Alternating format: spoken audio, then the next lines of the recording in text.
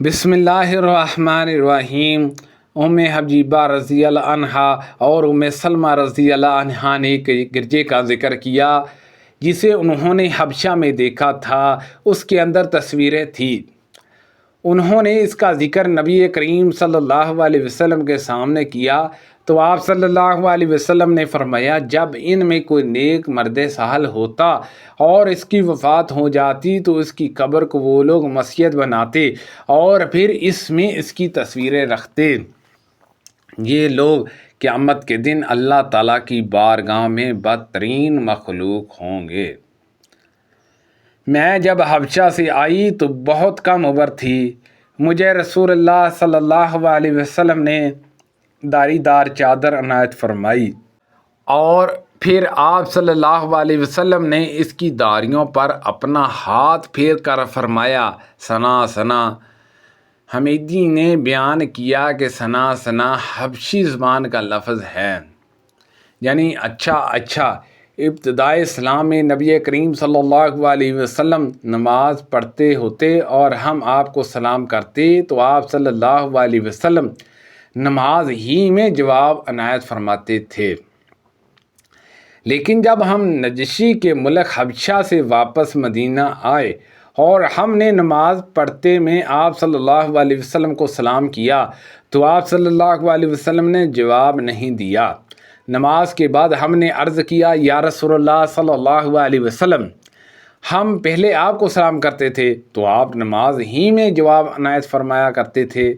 ان حضرت صلی اللہ علیہ وسلم نے اس پر فرمایا، ہاں نماز میں آدمی کو دوسرا شغل ہوتا ہے۔ سلیمان عماش نے بیان کیا کہ میں نے ابراہیم نخعی سے پوچھا، ایسے موقع پر آپ کیا کرتے تھے؟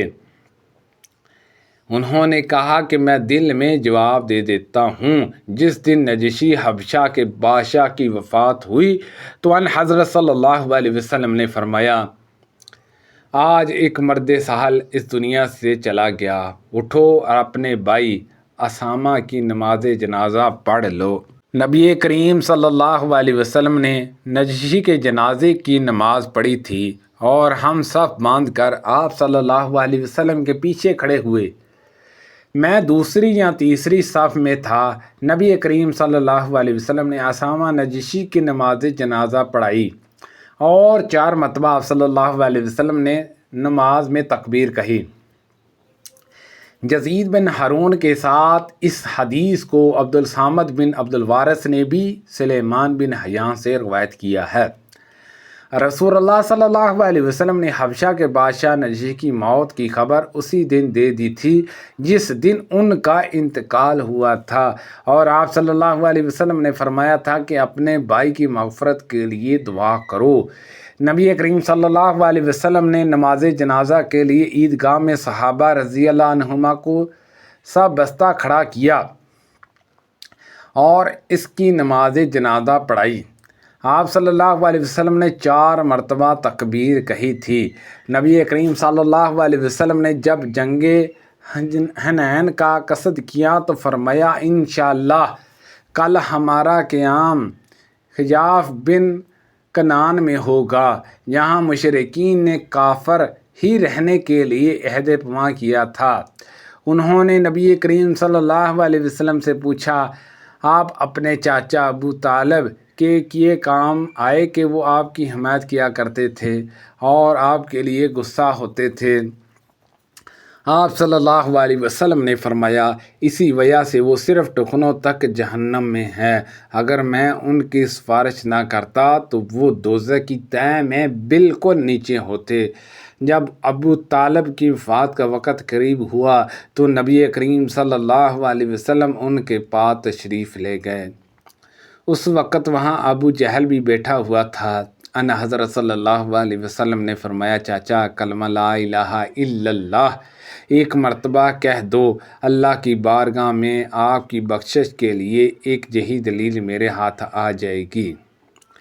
اس پر ابو جہل اور عبداللہ بن ابی امیہ نے کہا، اے ابو طالب، کیا عبد المطلب کے دین سے تم پھر جاؤ گے؟ یہ دونوں انہی پر زور دیتے رہے اور آخری کلمہ جو ان کی زبان سے نکلا وہ یہ تھا کہ میں عبد المطلب کے دین پر قائم ہوں۔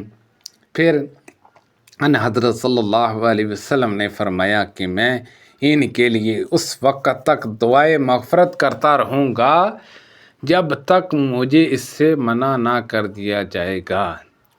چنانچہ سورۃ برات میں یہ آیت نازل ہوئی، نبی کے لیے اور مسلمانوں کے لیے مناسب نہیں ہے کہ مشرکین کے لیے دعائے مغفرت کریں، خواہ ان کے ناطے والے ہی کیوں نہ ہوں، جب کہ ان کے سامنے یہ بات واضح ہو گئی کہ وہ دوزخی ہیں۔ اور سورۃ قصص میں یہ آیت نازل ہوئی، بے شک جسے آپ چاہیں ہدایت نہیں کر سکتے۔ انہوں نے نبی کریم صلی اللہ علیہ وسلم سے سنا، آپ صلی اللہ علیہ وسلم کی مجلس میں آپ کے چاچا کا ذکر ہو رہا تھا، تو آپ صلی اللہ علیہ وسلم نے فرمایا، شاید قیامت کے دن انہیں میری شفاعت کام آ جائے اور انہیں صرف ٹکنوں تک جہنم میں رکھا جائے، جس سے ان کا دماغ کھلے گا۔ ہم سے ابراہیم بن حمزہ نے بیان کیا، کہا ہم سے ابن ابو حزام اور دراداری نے بیان کیا، یزید سے اس مذکورہ حدیث کی طرح، البتہ اس روایت میں یہ بھی ہے کہ ابو طالب کے دماغ کا بیجا اس سے کھلے گا۔ جب قریش نے معراج کے واقعے کے سلسلے میں مجھ کو جھٹلایا تو میں حتیم میں کھڑا ہو گیا اور اللہ تعالیٰ نے میرے لیے بیت المقدس کو روشن کر دیا، اور میں نے اسے دیکھ کر کرائے سے اس کے پتے اور نشان بیان کرنا شروع کر دیے۔ میں نے کعب بن مالک رضی اللہ عنہ سے سنا کہ وہ غزوہ تبوک میں شریک نہ ہونے کا طویل واقعہ بیان کرتے تھے۔ ابن بخشی نے اپنی روایت میں بیان کیا کہ حضرت کعب نے کہا کہ میں نبی کریم صلی اللہ علیہ وسلم کے پاس عقبہ کی رات میں حاضر تھا، جب ہم نے اسلام پر قائم رہنے کا پختہ عہد کیا تھا۔ میرے نزدیک لیلۃ القعبۃ کی بیعت بدر کی لڑائی میں حاضری سے بھی زیادہ پسندیدہ ہے، اگرچہ لوگوں میں بدر کا چرچا اس سے زیادہ ہے۔ میرے دو ماموں مجھے بھی بیعت عقبہ میں ساتھ لے گئے۔ ابو عبداللہ امام بخاری نے کہا کہ ابن جانہ نے بیان کیا، ان میں سے ایک حضرت برہ بن معرور رضی اللہ عنہ تھے۔ سبحان اللہ عز و جل۔ اللہ پاک سے دعا ہے کہ اللہ پاک ان حدیثوں پر عمل کرنے کی توفیق عطا فرمائے۔ کو پڑھنے میں غلطی کوتاہی ہو گئی ہو، اللہ پاک معاف فرمائے۔ جو مسلمان گھروں میں ہاسپٹلوں میں بیمار ہیں، اللہ پاک تمام مسلمانوں کو صحت کاملہ عطا فرمائے۔ کو غلطی کوتاہی ہو گئی ہو، اللہ پاک معاف فرمائے۔ صدقہ جاریہ سے زیادہ دوسرے لوگوں تک شیئر کیجیے، آمین بجاہ النبی الامین صلی اللہ علیہ وسلم۔